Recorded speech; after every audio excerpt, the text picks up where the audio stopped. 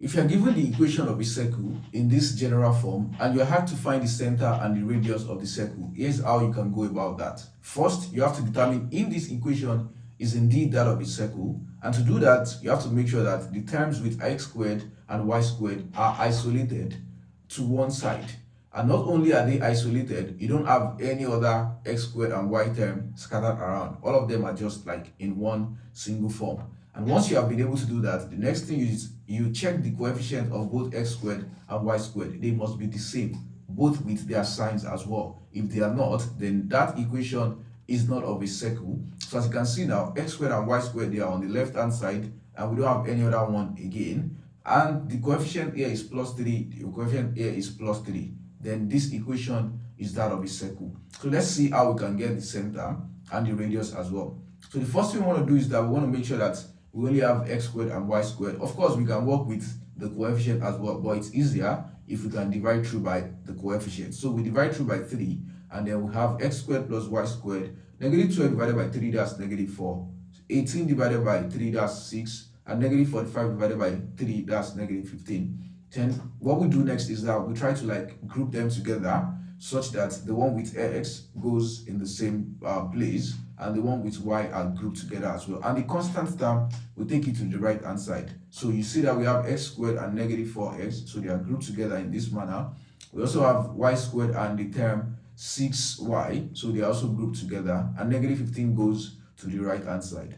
The next thing we do here is that we complete the square, which we have learned in quadratic equation. To complete the square, the first thing we want to do is that look at the term with x and look at the coefficient. The coefficient of x here is negative 4, so we want to divide that by 2, and we have a result of negative 2. The same thing with the terms that has y.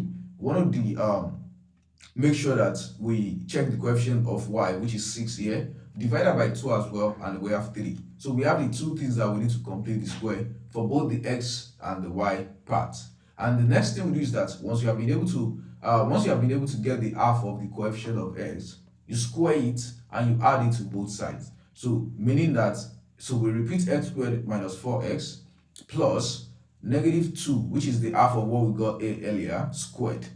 But here's the thing, if I just added this here and I don't add it to the right hand side, that would not satisfy the original equation I was working with. But the fact that I added it on the left hand side and on the right hand side, that balances the equation. Similarly, I'll do the same thing for the y part. 3 is what I got 3 here, so I have 3 squared added to y squared plus 6y, and I have to add it to the right hand side as well. And once you have done that, then it implies that you have been able to complete the square. So you just have x, you pick x from here, you pick negative 2 here as well, so that's going to be x minus 2 all squared, and you pick y here, you pick 3 here as well, that will be y plus 3 all squared. And when you simplify everything you have here, you have 4, and then you have 3 squared, which is 9. And this repeats itself still like that. The addition of everything here is 28.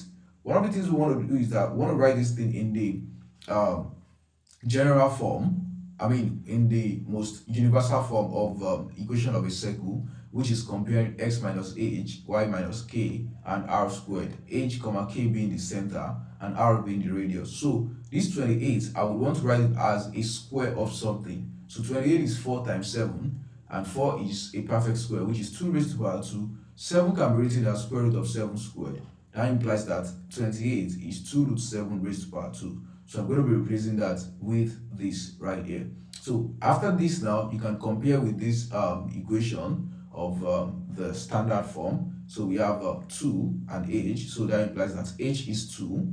Then here we have plus 3 and negative k being compared together. If negative k equals 3, that implies that k equals negative 3 as well. So h comma k, which represents the center, is 2 comma negative 3, and r, which is what is right here, is 2 root 7. So the center and the radius of this given equation of the circle that we have above, the center is 2 comma negative 3, and the radius is 2 root 7.